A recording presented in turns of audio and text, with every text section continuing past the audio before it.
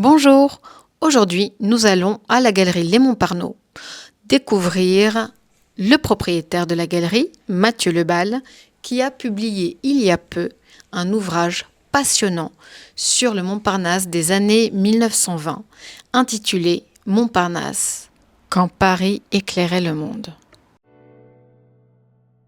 J'ai ouvert la galerie Les Montparnaud en 2009, donc ça va faire 15 ans maintenant. Et donc, elle est consacrée à deux domaines particuliers. Le premier, c'est la peinture du Montparnasse des années 20, tous les peintres de l'école de Paris. Des artistes qu'on redécouvre aujourd'hui, qui étaient dans l'entourage de Chagall, de Modigliani, mais qu'on connaît un peu moins. Et le second volet, c'est ce que j'appelle l'art vivant, c'est-à-dire une peinture d'aujourd'hui.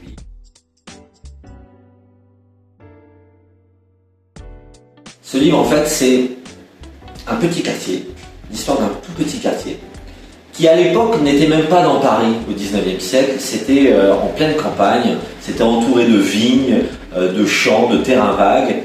Et ce petit quartier, au début du siècle, du 20e siècle, va être le lieu de convergence de tous les pays du monde.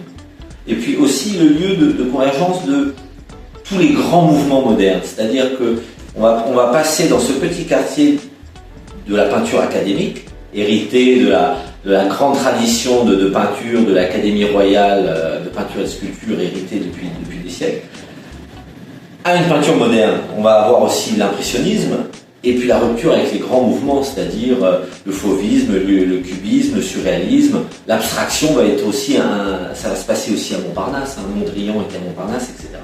C'est un moment très particulier, ça ne va pas durer très longtemps, mais c'est comme ça dans l'histoire de l'art, à un moment donné, il y a un lien entre le lieu et la création. Et Montparnasse est un des lieux de l'histoire de l'art où il s'est vraiment passé quelque chose d'historique.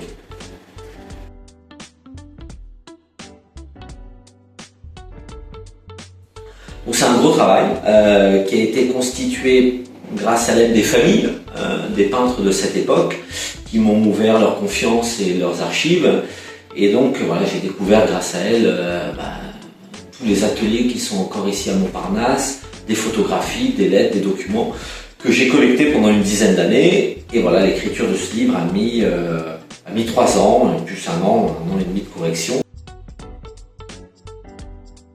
Et j'étais parti dans l'optique de rendre hommage aussi à ce que j'appelais les grands oubliés, c'est-à-dire ceux dont on parle moins, de l'école de Paris, de Montmartre, de Montparnasse, qui étaient ces vies aussi d'exil, c'est-à-dire Montparnasse, c'est la naissance d'un art international, c'est-à-dire c'est aussi le lieu de naissance de l'art qu'on va appeler contemporain, avant qu'il parte aux États-Unis, etc.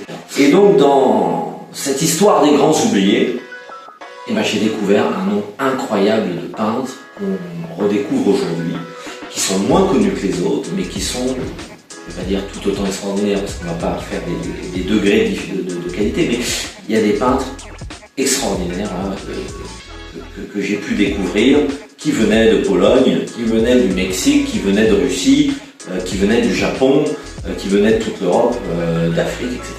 Donc voilà, il n'y a pas vraiment eu un pays dans le monde dans les années 20 qui n'ait pas eu son représentant artistique à Montparnasse. Ça a été vraiment ce lieu rassembleur. Voilà, tout était réuni dans ce quartier pour que ça devienne ce berceau de la modernité.